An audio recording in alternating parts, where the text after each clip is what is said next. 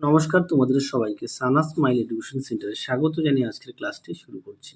আজকে তোমাদের সঙ্গে আলোচনা করব তোমরা যারা চতুর্থ শ্রেণীর প্রথম পর্যায়ক্রমিক মূল্যায়ন পরীক্ষা দেবে তোমাদের আজকে সমাধান করে দেখাবো বাংলা বিষয় প্রশ্ন বিচিত্র থেকে মডেল নম্বর 11 অর্থাৎ 11 নম্বর স্কুল সমাধান করে দেখাবো। চলো মূল বিষয়ে যাওয়া যাক। কয় দেখো তথ্যচান শব্দটির অর্থ কি? উত্তরটি লিখবে ছোট্ট খোকো। ক্ষয় আছে কবিতায় কে মিছিমিছি গিন্নি সেজেছিল? উত্তরটি লিখবে নুরু।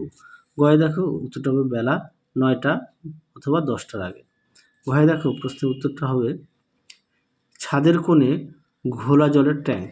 উপমাদাগে কি আছে? মালগাড়ি চালককে কবিতায় কার সঙ্গে তুলনা করা হয়েছে? উত্তরটা লিখবে ভাটার নদী। ছয় দেখো কবি কার কাছ থেকে কি ভিক্ষা পেলেন? উত্তরটা লিখবে শ্যাম বনানীর কাছ থেকে গরসতার ভিক্ষা পেলেন, সরস্বতার ভিক্ষা পেলেন, সরস্বতার। বললাম।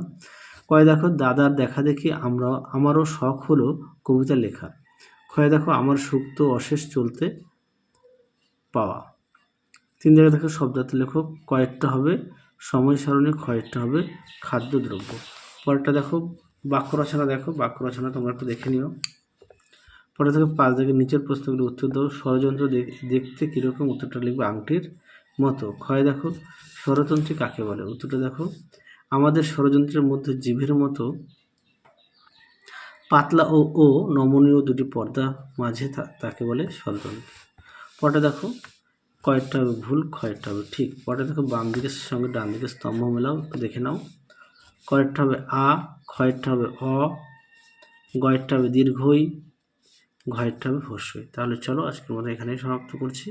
তোমরা সবাই সুস্থ থেকো, ভালো থেকো। আজকের মতো টাটা।